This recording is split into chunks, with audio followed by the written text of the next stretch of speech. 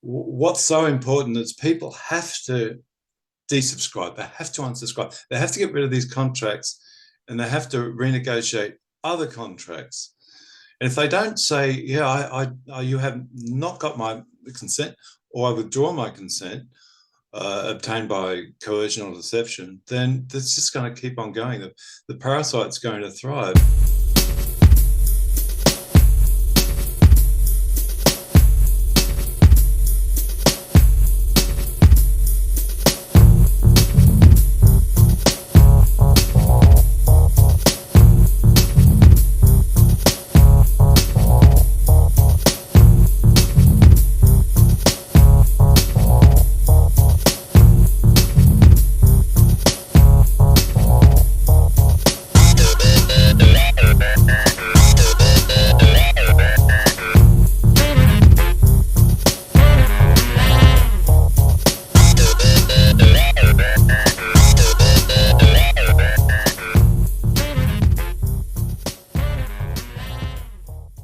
Welcome to Supernormalized, the podcast where we challenge the conventional, break boundaries, and normalize the seemingly supernatural.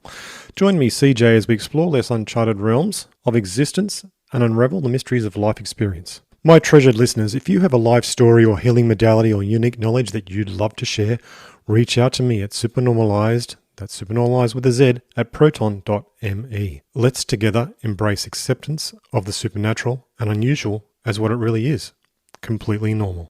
In this episode of Supernormalized, I've got David Alan Aeon back on again. In this one, we're talking about revoking soul contracts and the benefits of that as a methods and a means to escape the matrix. So enjoy the show. Welcome to Supernormalized, David Alan Aeon.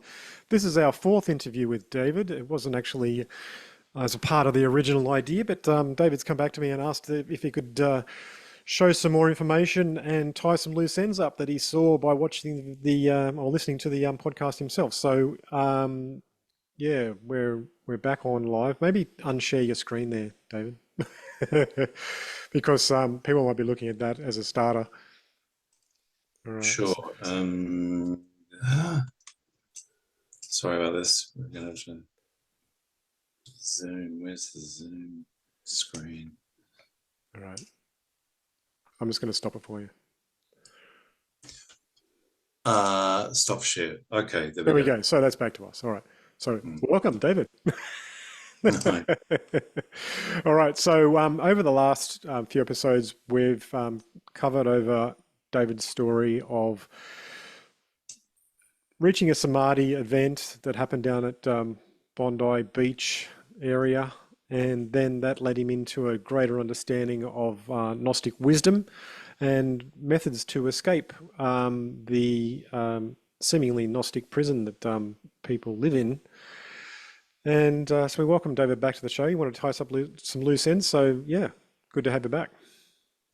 Thank you. Thank you for giving me this chance to wind things up and introduce some principles that I think need to be enunciated fairly clearly, because people know these principles at some level, but they're really quite important. So I just wanted to talk about the principles of spiritual jurisprudence, because we've got to separate principles, spiritual laws, physical laws, and what I call legalities. And legalities are important because we can subscribe unknowingly to the wrong network. We can be deceived. We can be cajoled. We can be coerced into agreements, traps of agreements, contracts that we shouldn't enter into because we've been tricked. And I just wanted to talk about this notion. First of all, I'll backtrack a little bit and look at this question of angelic entities that have incarnated onto Earth, and they become trapped. They lose consciousness of why they're here a lot of the time. And what their purpose is, what their mission is, and who they are, and they become trapped, if you like, in the soul matrix. Well, the question is, how is it possible for these angelic beings to be so fooled? And the question can be answered by, again, the Gnostics. And please forgive me for bringing up the Gnostic material again and again, but they did know quite a lot. They did understand these principles. I don't know how they managed to do it.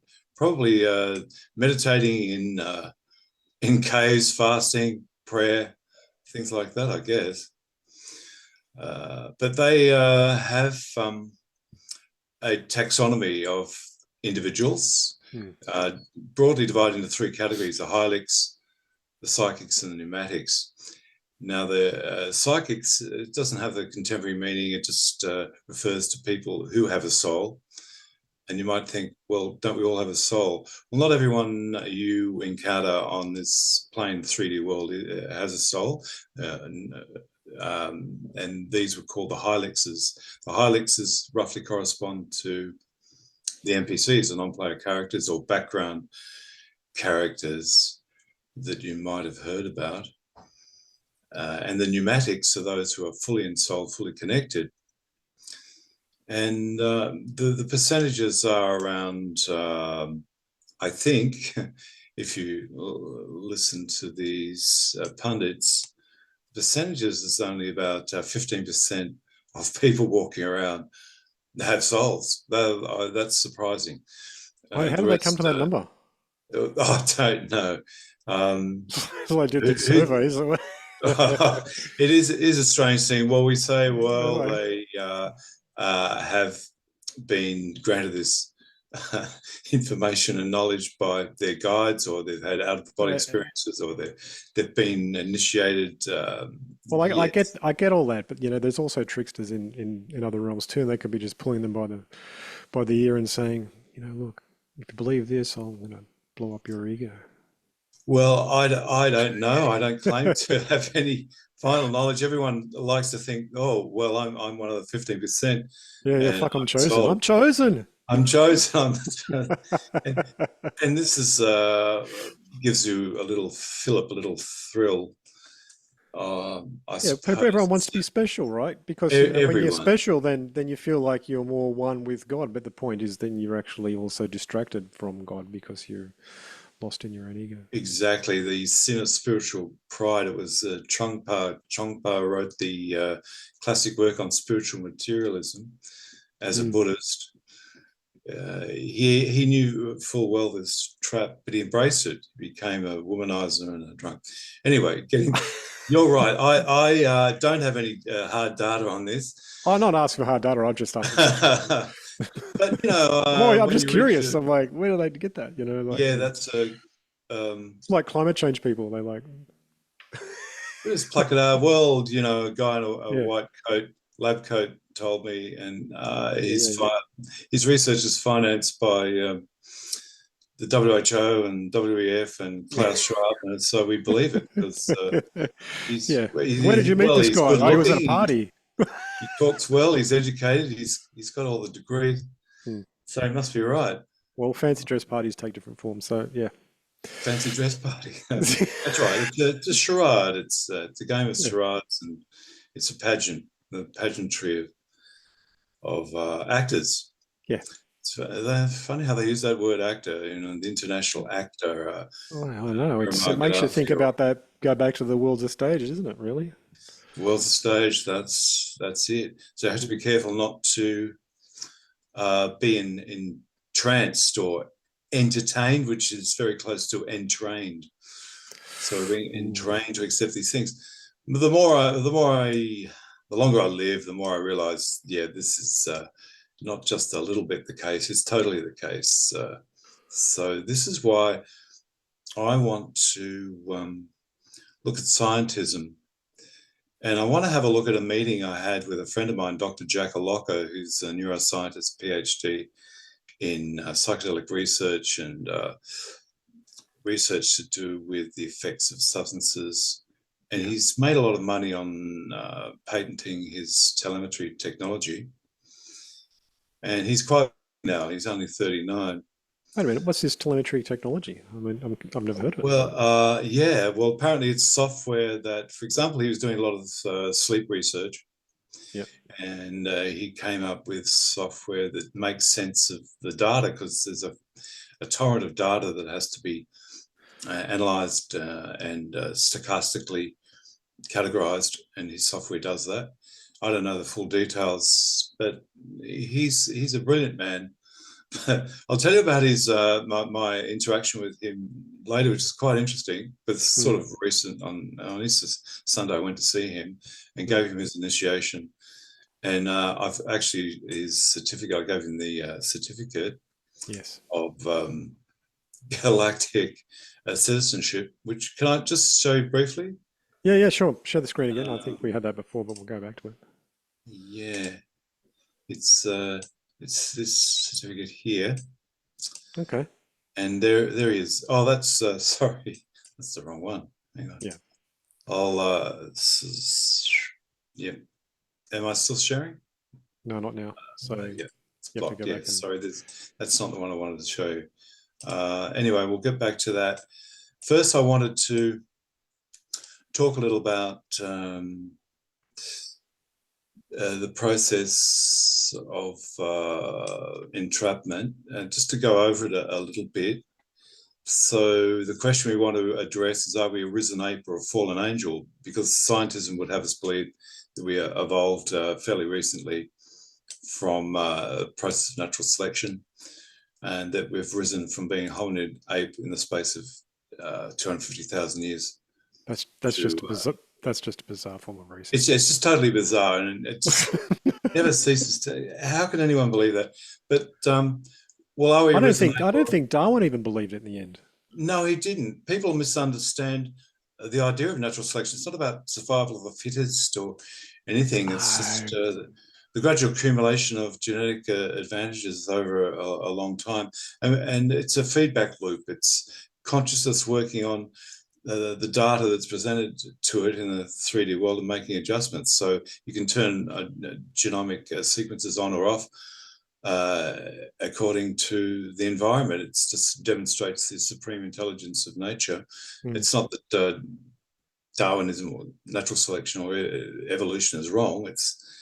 It's a combination of divine intelligence and interaction with the environment. It's so obvious that I'm kind of amazed I have to actually say this to people when I'm talking about it. Oh, are you a creationist, i.e.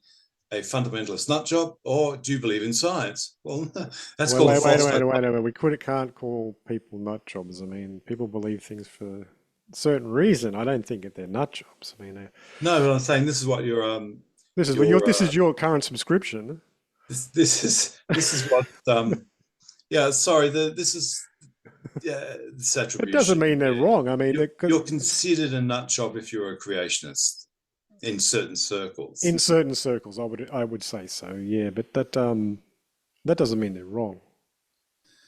No, that's right. I didn't mean any disrespect to creationists. I'm saying that having discussion about evolution creates this false dichotomy. You're either one or the other. But this is the oldest trick in the book. Choose one or the other. What's the creating division again? It's all about creating division. Division, yeah. You're either this or you're that. Please choose. It doesn't matter what you choose. It's the wings of the same eagle, or the same bird, and yeah, it's a trick to get you to consent to being governed. For example, voting.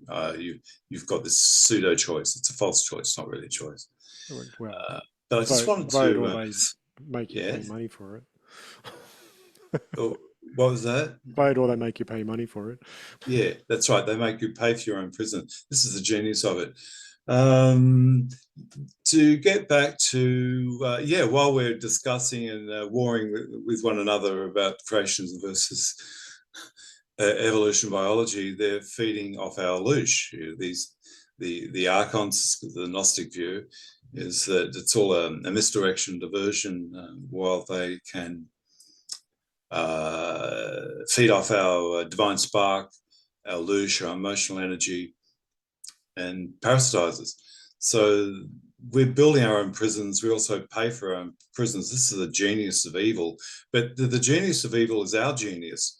It's like because evil and the disconnected have no true creativity. They can only copy and invert, just like mirrors. So they're using our the products of our IP, if you like, our intellectual property, and they taint it. So it's deployed against us to increase the verisimilitude of the simulacrum we're in. Well, you can see that exposed in all of the media and everything that's being produced. Basically, all the popular media is all about murder and crime and everything to keep everyone in this fear, and then you've got all these different multiple letter agencies solving all these crimes, and they're all good. They're all good, yeah. This is amazing. You open a paper and it's like, oh, some kids, from Sudan went on a rampage and they steal cars. This is for headline news, but we don't hear about the criminal syndicates that are controlling whole countries, populations, poisoning us. We don't hear about those crimes. We don't hear about corporate crimes.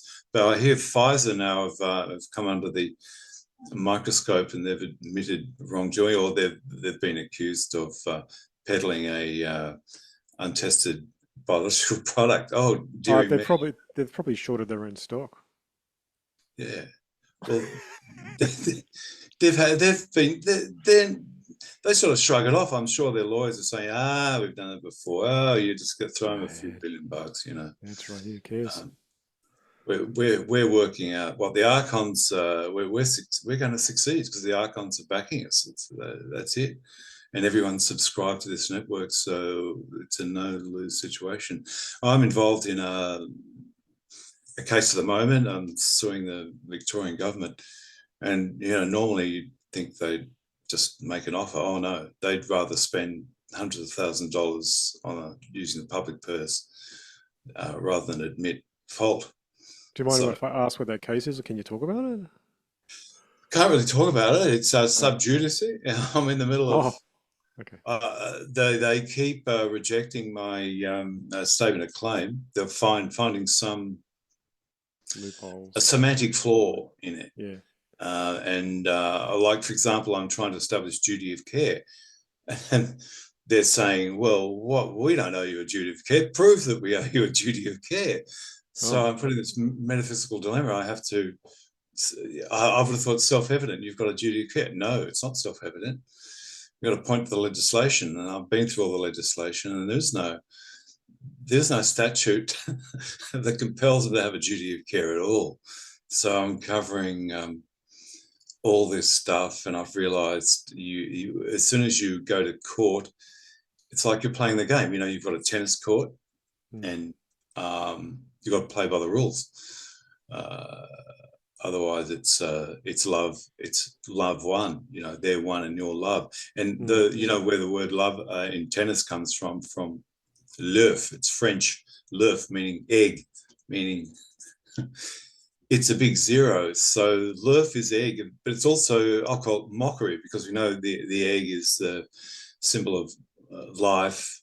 And then they turn everything around, like the symbol of life becomes a symbol of death. So what we're wrestling with is not is principalities, evil in high places, as it says in Ephesians. So we're not struggling against flesh and blood. We're struggling against whole divisions of evil, legions. But anyway, that's sorry about that diversion. It's all interesting. Yeah. So as I said, the Gnostics seem to understand this at a very deep level. So they realized the Hylics, or the NPCs, were just there to keep the matrix going. Of course, they never used these modern terms. They used the term Hylics. We would say NPC, or Klepoth. Klepoth's the other term used in Kabbalah, and Klepoth is like an empty shell, just to hold the whatever program is being run. So they're not running off free will at all. They're just running the program. And so the video game analogy is quite accurate. So, you're playing a game with someone and like a network game, and you've got an avatar, and the avatar collapses and dies. You think, well, what do you mean that character's dead? No, he's not really dead. The guy running the avatar has just gone to the toilet. He's having a coffee or something. He comes back and the avatar is revitalized, if you like. Well, so the video game analogy, but of course the Gnostics didn't use this language, but they were on the money. And when I talk about these things, I mention the Matrix, and I'm trying to convince people who haven't been deconditioned yet. And they say the Matrix, well, what do you mean? The Matrix is a movie, isn't it? It's not real. Well, what do you mean, Matrix? It's only recent. Yeah, but it's just a modern, metaphor that's quite accurate. And I'm invoking it. We all know what we mean by the Matrix now because it's such a common trope. Yes. And it was exposing at the same time as, at the time, entertaining. You talking about the Gnostic era? No, the Matrix itself, the movie. Yeah, the movie. Well, I recently saw an interview with a woman whose works on the Matrix is based on her works. She's a black woman, and she unpacked it quite clearly. I'm thinking, where the hell did you get the impulse to write this? But there you go. The part of the jurisprudence, and most people know this, is that the archontic elements have to tell you what they're doing. They have to show you. So that diminishes or eliminates their karma. I don't think it eliminates it, but they can say, well, we told you. It's clear. So it's like I'm now trying to find what's the legislation for duty of care, and they're not owed any. Oh, really? Well, we just told you. We don't owe you a duty of care. But you had to delve into pages and pages of jurisprudential mind bog to uncover this fact. So this is. But wait a minute. I want to roll back there. We're birthed into society, and in doing so, we become a fiction in the corporate machine. Yes, that's right. Right. So what about looking after their shuttle then? Well, they only have a duty of care to the corporate fiction, and actually, when you're in a court, the judge is a trustee. He's the trustee of your estate. You haven't claimed your estate, still lost, and you still have to declare yourself found. I'm a living being, and you take control of your trust. And the trust, actually, people have tried this. Trust is worth quite a lot of money because your birth. And I'm sorry if I'm telling what you already know, but the birth certificate has a number attached, and that number is associated with a bond, and the bond can be traded. It's called a negotiable instrument. So you can borrow money. What the government does when it issues a bond is it's future faking, right? It says, well, we're taking this money now, and it's backed by the power of the government to tax, control, and own its population. So it's a very clever trick. And you know about the Sesquivi Trust? The Sesquivi Trust in the 13th century evolved from this idea that if you're lost at sea, your estates could be forfeited not forfeited by the state, but they could be taken over and controlled by the state, until you return from your argosy, your journey. Could be a merchant endeavor, or a war at sea, or you just went on the Crusades, where you killed a lot of Saracens and murdered a lot of foreign people who had a high culture. You were told that they were evil. But it's for the good of God. It's for the good of God. God wants you to do that. But it's funny because what face of God do they stick on there to be able to do that? I mean, that's just bonkers, isn't it? Really, it's crazy. So this is how mind control works. So I mean, we laugh at it now, but at the time, if you contradicted the the statements of the holy say, or the ex-cathedra statements of the Pope, you were deemed a heretic, you could be killed, imprisoned, whatever, or deemed insane. You're insane not to believe the dogma. Now, when I went to Spain, I just was amazed at the art there. Some of the kitsch art, like there's a beautifully rendered painting of Christ being crucified, and near the cross next to the Romans, it is well, it's obviously a Muslim, right? He's got a turban and he's a Muslim. Well, we ignore the fact that Islam didn't arrive until 700 years after Christianity, but you can see the propaganda there. It's just today. It's just the same old divide and conquer and false dichotomies. And here we've got, the Muslims killed Christ. Let's go and kill them. So these people, crazy. Of course, the peasantry at the time, and no one was educated enough to really discern the facts. But everyone understands an image, right? So the image is quite powerful. And I was in the Prado, and just the paintings there just blew me away, in their kitschness and their crudity in terms of the message they were sending. There's one painting I saw where Christ himself is kneeling to the church, the Vatican cardinals, with the implication that the Catholic Church is above Christ himself. That's just crazy, because Christ, we know, was an activist. Basically, he was running into the church and kicking over the table and saying, "What the hell is this stuff doing?" Right? Yeah, right. He was a full activist. So even Christ got co-opted, and his ideas stolen and converted into something which was palatable and used for control.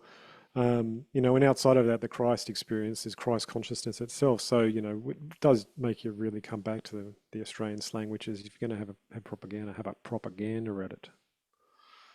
If you don't, you're not seeing it. You're not seeing it. No, that's right. So everything, every noble gesture towards spiritual growth, enlightenment, is just interdicted. It's hijacked and turned into this other thing, which is useful for the control. I mean, the more people invest in it, the more powerful is its inversion, and it creates an even stronger grip on. So that's the parasite. Soul. That's the parasite waiting. That's waiting the parasite to get in. At work. Yeah.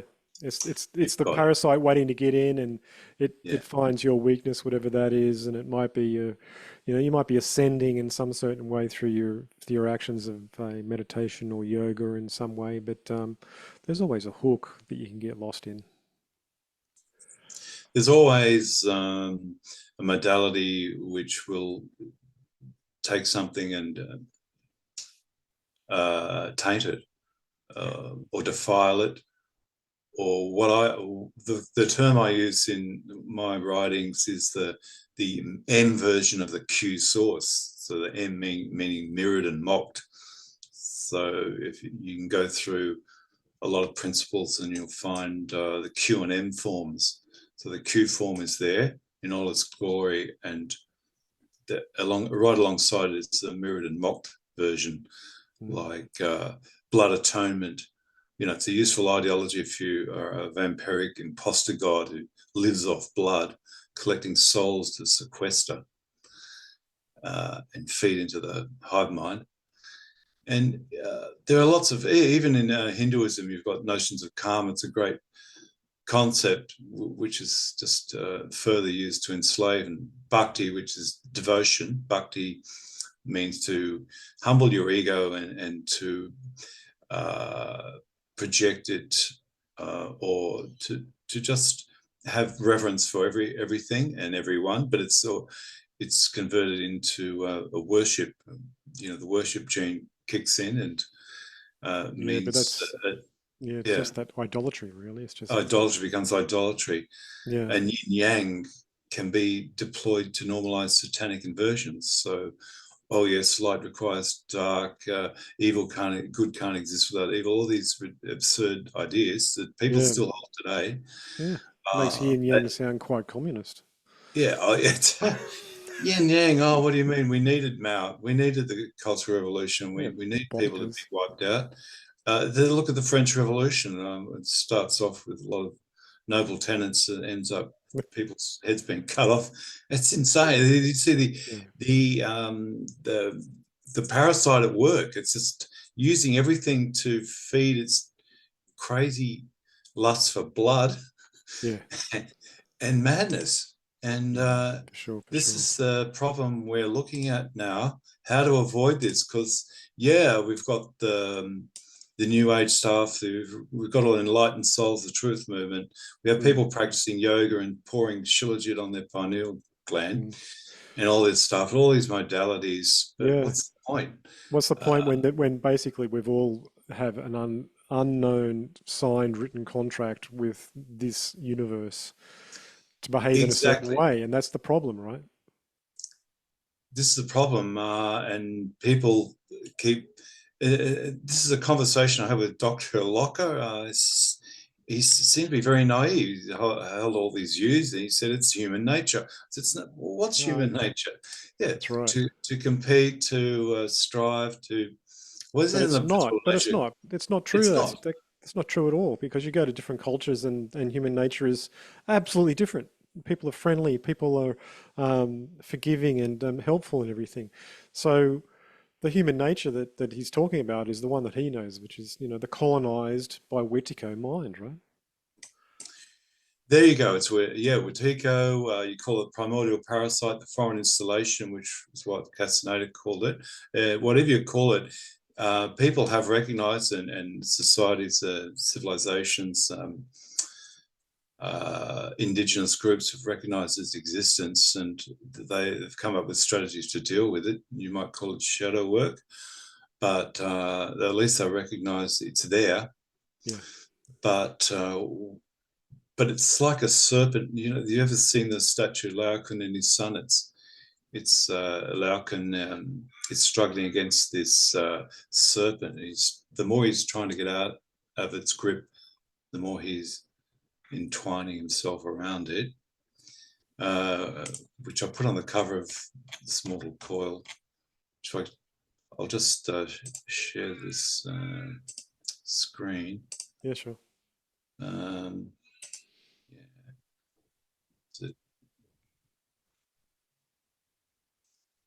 Okay, can you see that? Yeah, I can see your Zoom screen. Yeah, this little coil. Oh, yeah. Right. Laocoon and his sons, and this is like the entwinement of the primordial parasite around the genomic structures. But getting back, I seem to be getting diverted a lot. We want to get to the principle. Unshare your screen again. Yeah. Oh, unshare, right? Sorry. Yeah. Blah, blah, blah. Sorry about this. How do I do that? Screen sharing is. Oh dear. I'm trapped. Oh, help. How do I do that? Sorry about this. All right, I'm not sure. Your end, can you stop screen sharing? Yeah. Oh, dear me. Something. That's mine. Oh, no, it's you now. No, I don't want to. Oh. Okay. Oh, sorry. I'm trying not to look. It's just no. That's your document. All right. Oh, lordy. You are viewing. Oh no. Help. Okay. Yeah. Stop. Well, that's it. Found it. Oh, sorry about that. I edited that out. Yeah. Where were we? Well, this is what I'm getting around to. We're leading up to this problem. We must recognize that this parasite is adaptive, right? It will just cloak itself in the camouflage of its host, so you think it's you. This is the biggest problem. And this is the question is how do we get rid of the parasite? What is it we should be doing? And part of the question is that these entities, these attachments, these psychic invasions would not have happened without our consent, because that's how this is the principle of spiritual jurisprudence. Nothing happens without our consent, but our consent's been tricked, finessed, and we've fallen for it. With the coercion or whatever, we finally given in and consented. But the question is, it doesn't really matter how we manage to do that, or how they gain consent. The question is, we now have to explicitly declare that we are unsubscribing from that network, and that we withdraw our consent.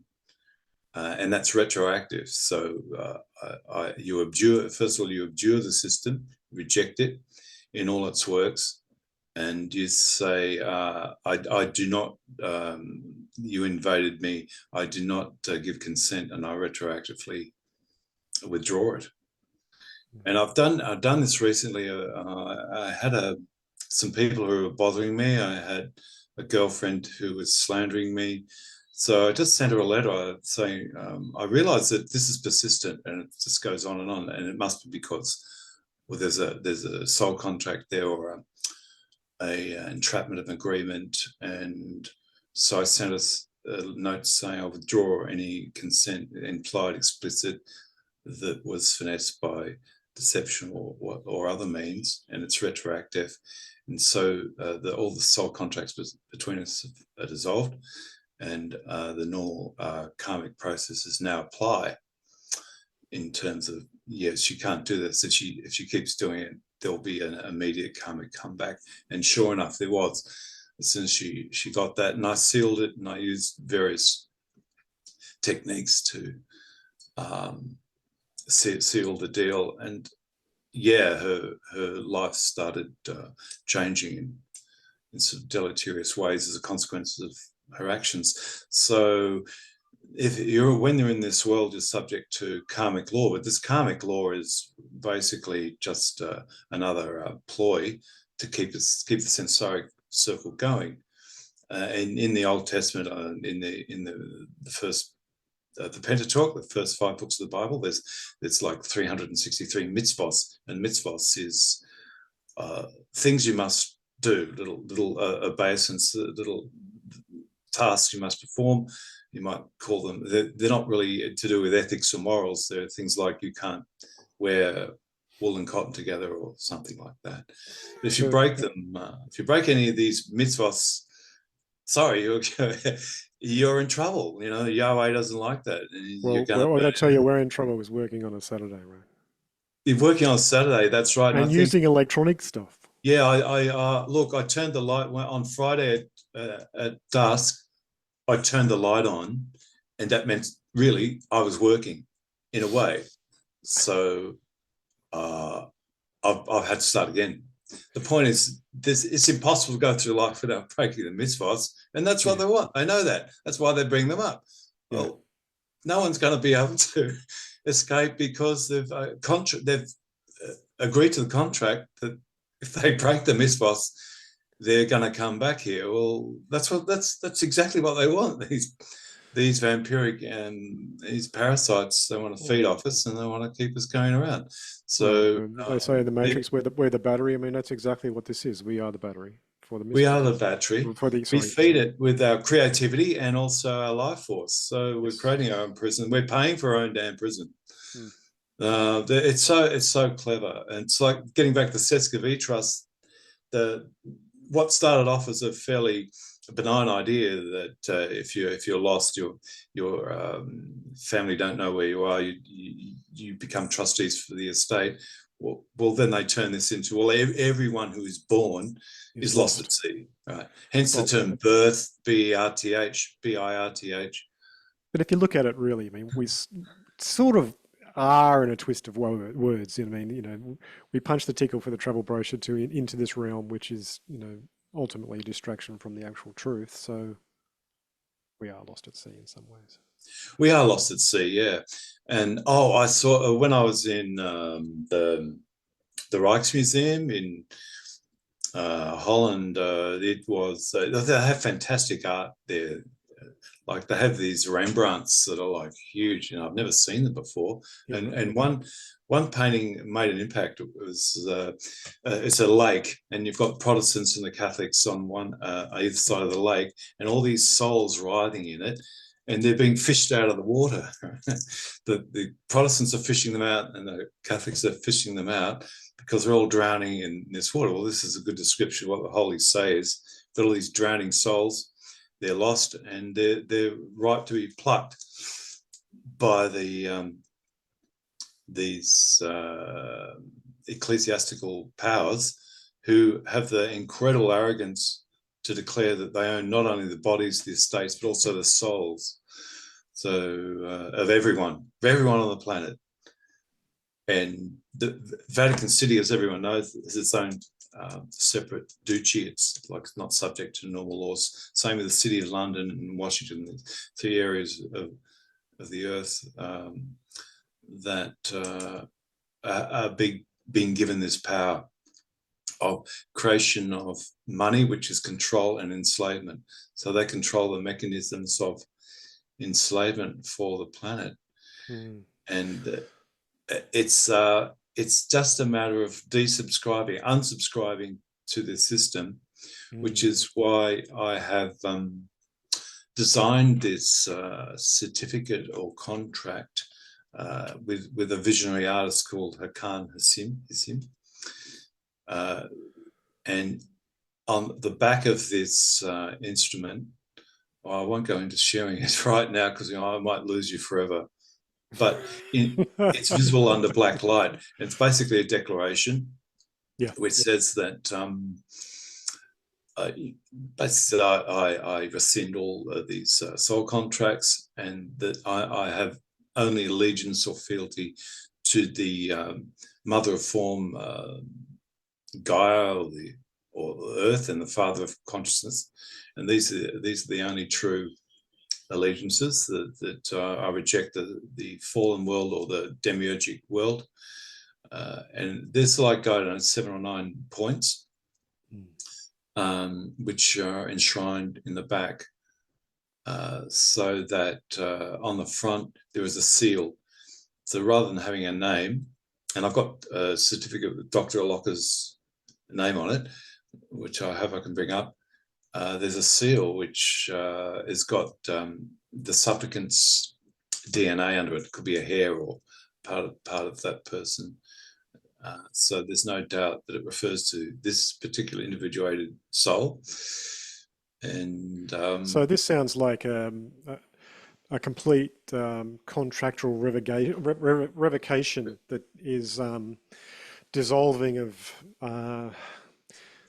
what would you call them, like the legal bindings that have kept us. That's right, the soul bindings, yeah. The soul bindings, and in doing so, when you're adding that little fragment of humanity that you have to it, like a hair or whatever, it becomes like a talisman of sorts that can be used to assist in the warding off of these soul traps. Very well put. Wow, yeah, you're good, very good. Okay, that's it. You've got it exactly right. So it's a formalization of this contract. Now, I'm trying to introduce. I'm trying to put it on the blockchain as well. And which blockchain? We're creating an NFT. Every contract or every certificate that's issued is put on the blockchains, put on it becomes an NFT. There's a 3D animation that goes along with it. Okay, I've still got a question though. Which blockchains are going on? Ethereum? Is it going on Hathor? Is it going on Sol? We're creating our own blockchain. This is a process we're evolving now. But the first thing I want to put in place is the cogitonic currency. So what we're Oh, designing a currency that is called is it backed by consciousness? It's called the cogiton. So the unit okay. being the cogiton. So we create a currency which is equivalent to 100 cogitons. So you might say, well, this is a crazy idea, but it's not so crazy because every every reaction in biology is a cognitive reaction, which occurs through assembly, which can only happen with the presence of consciousness, and the unit of consciousness is the cogiton with units of joule per Kelvin. And Question about this. The Cogiton chain. Is it going to be private? private, Yeah. what do you mean, the currency? The currency, will it be a privatized currency? So, like, say, Monaro, for example, actually hides the users and their transactions. Will the Cogiton be doing the same, or will it be a public ledger where you can see everything, where everything is going, like Bitcoin is, that most people don't realize is It, basically it will be, yeah, it will have its own ledger. That's right. But okay. ultimately, it is a currency. Will be a physical thing, which is negotiable, and finally, it will be exchange for that amount of consciousness. So ultimately, when you've got a note and it goes back to the treasury, it's just paper. It's worthless. It's not backed by anything. It's not backed Yeah. by gold. It's worthless. But this currency will be backed by consciousness itself. So when it's returned to when it goes out of circulation, you get an equivalent. It's redeemable in terms of this amount of consciousness. Okay. But this Is is there it. wait, is there any dangers in this? I mean, you are creating another currency. Yeah, I know, but this currency. See, every good idea has been corrupted. We're going back to the original meaning of currency, which is flow of energy, Okay. and it being backed by the most valuable thing in the universe. It's the most valuable thing in the universe because there's only one of it, and that's consciousness, and the rest is a subdivision of it. Okay. So But I would hazard to guess that the people that own consciousness right now won't be too happy about that. this is the point. They don't own consciousness. They have They think hijacked they it. do. They think they do. What they've done is defiled it and they've recycled it. So what I said to you in the last podcast about this pseudo Sephiroth, that's what they've done with things like values of exchange. They've taken the original cogitonic energy and recirculated to do these, to form these other actions that need some form of consciousness, but it's become cogitoxic. So they've debased the currency, if you like, into cogitons into the cogitoxic entities which keep running the simulacrum. Mm. And that's the thing. So we need to break to reestablish that circuit, the sun, earth, human circuit, which has been interdicted. And then we can have a true currency. We can have a true flow of cogitonic energy. So that's a really abstract view of things, and that's way in the future. But at the moment, what's really important is that we establish that circuitry, that connection, that's the basic endowment and birthright of every human being. Mm. So And they have to. the currency itself is like a recovery of what's actually ours. Exactly, that's right. So we've had our birthright stolen and then sold back to us, but sold back to us in a debased form in Yeah. order to keep this thing Here, running. have this pretend version of it. Exactly, and this is what you think. Yeah. So let's reverse engineer nature, and we'll give you this idea Mm. of nature magically, through the ribosomes assembling Yeah. complex molecules 3 million times a second, and that's all happening magically. It's Yeah. just We need to mechanical. destroy these massive swathes of natural forest and animals, put it so we can have some wind farms to power our Teslas. Well, yeah, this is it. This is the analogy I brought up in the Mortal Coil, is that we can cut down the tree, turn the bark into paper to write down the laws which give us, which self-legitimize, which give us permission to keep doing this. Right? That's pretty much the crazy cycle of destruction and self-legitimization of the psychopaths who are running the show. So this is the way out. This is the way out. What's so important is people have to desubscribe. They have to unsubscribe. They have to get rid of these contracts, and they have to renegotiate other contracts. And if they don't say, yeah, you have not got my consent, or I withdraw my consent, obtained by coercion or deception, then that's just going to keep on going. The parasite's going to thrive. If people refused this Faustian deal, then guess what would happen? These parasites would starve. You'd see them coming out gibbering in the streets. In fact, this is what is happening. Their cloaking devices aren't working anymore. We see them so clearly. It's like this person is completely demonically possessed.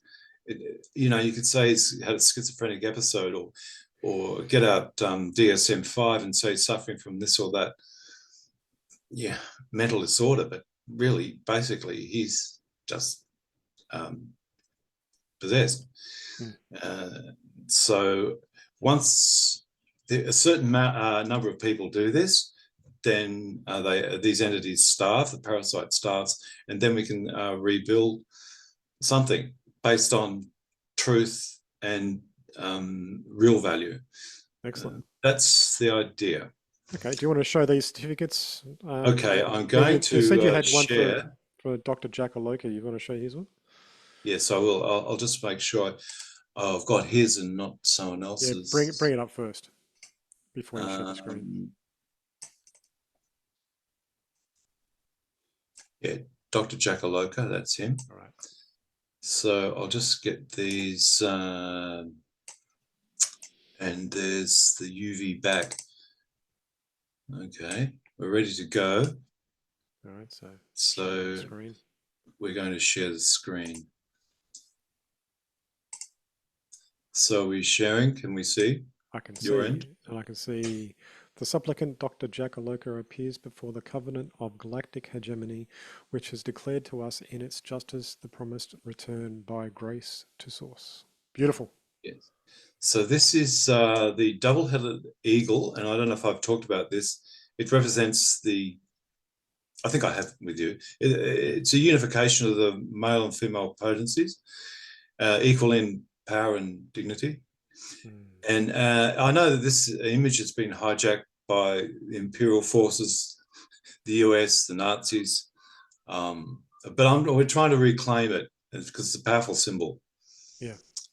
And this, I was going to put this in Enochian, and this is a star language Khan knows about. The declaration is on the back in UV. So these are the points. And up here, we've got the cry of all the ethers. Now, I'm going to talk about the cry of all the ethers in a minute, but it's very hard to read because we had to fit it in. Yeah. But I think it's quite important. Yeah. So you had a meeting with Dr. Jack Aloka, and you offered him his certificate. And what happened there? What's the story? And we'll use that as the end of the podcast. Yeah, I went to something made me want. Let's ring up Jack and see what he's doing. And he was still in the country, although he was planning to leave for Montreal for an experiment in what's called it's a DMTX, or it's a study involving slow release 5-MeO DMT, where the subjects were monitored under the influence of IM intramuscular dosages of 5-MeO. Was this like microdosing, or is it still? No, it's like a feed. You know, the Imperial College London had a study called the DMTX, where participants would have a drip of DMT, and rather than have this brief experience of 4 or 5 minutes, it would last for some time, hours, enabling them to communicate with these entities. so the Enabling them or just basically disabling them from being human. So. enable them to report to the people conducting the study what was happening, and they could even tune it, saying, "Well, I'm talking to this entity right now, and he's telling me stuff, but he's fading it. But could you up the dosage? Could you to increase the resolution?" So it's as if they're exploring these other realms, and in order to get this valuable information, because apparently these entities really want to communicate. And these studies are there, and they're all like legitimate studies. It's not a bunch of crazies, drug crazies. Yeah, crackheads. Crackheads. No, they're and like Doctor, like he's an amazing guy. He's like a Sigma male. If you go to his Facebook page, there's a photo of him standing naked on an abandoned B-52 bomber out in the desert. Right. So this guy is. So he's a tripper. He's a trooper. I don't know. No. I said tripper. Tripper, not trooper. Not trooper. No. he's what you could call a Maha Sigma male, and he in fact holds classes on how to be a Sigma male, and he's known for his extreme gustation. He eats anything, right? And when I went to see him, he's got a goat testicle, and he said, "You've got to eat this raw." So just to say I had a raw testicle with Dr. Loco, I had a bit of raw testicle. And then he said later, "You're going to feel the testosterone, David." Oh, you will definitely feel the testosterone for that, for sure. Yeah. I said, "I think you're right. Let's go to the rooftop and have an initiation." So we went to the rooftop, and I said, "First, I want you to read out this disclaimer or whatever I call it to soften it. It's an abjuration of the matrix contracts, and you embrace the solar consciousness." So the sun was setting over St Kilda. We're on the rooftop. He lies down, reads out the declaration, and he lies down, and the sun's on his face, and I've got a video of him. Yeah. Sliding it. I've got a video of him speaking some beautiful Italian. And so a few things happened which were quite remarkable, but I won't go into them now. But after the session, after the initiation, he stands up and he says, "Look over there." So I'm on the rooftop, and like a few hundred meters away is the Australian embassy. He says, "There, I'm going to have my Australian citizenship," because he's Italian. Yeah. There's a theme of Italian in this podcast. We've got Fibonacci, we've got Santa Bonacci, and we've got the Vatican. But here's an Italian who's ultra Sigma male, who's transgressive, and who is wealthy. He's done outrageous things. Like, anyways, you can find out. Rich people do. They run around and do crazy stuff. Yeah, they do crazy stuff. But Alocca takes it to the next level. But I said, "Look, you're going to embrace Australian citizen. Welcome. We love you here, and you've done terrific work. But you realise when you get that certificate that you're going to have to vote. And here we're back at square one because you're embracing the system. As soon as you get that certificate, Jack," you're gonna have to. He said, "Yeah, I know, but because the Italians invented double entry bookkeeping. On the day that I'm going to get my Australian certificate, I'm going to hand him the fully printed Declaration of Galactic Citizenship." Ah, cool. So he's got his escape route as well. Yeah. Brilliant. So David, that was quite a journey again, in the form of a podcast and conversation, and we've covered a lot of topics and given people some ideas about their own methods to escape. And of course, I'll include all of the links to you, and in case other people wish to take you up on the idea of initiation and escaping from their subconscious soul contracts in an effort to join into Christ consciousness and the infinite. That's beautiful. Thank you for giving me this opportunity. Yeah, you're welcome, mate. All right, so thank you for your time, and I hope you have a really good morning. Thank you. All right, bye, the listeners. Bye-bye. Well, that was a fun show, wasn't it?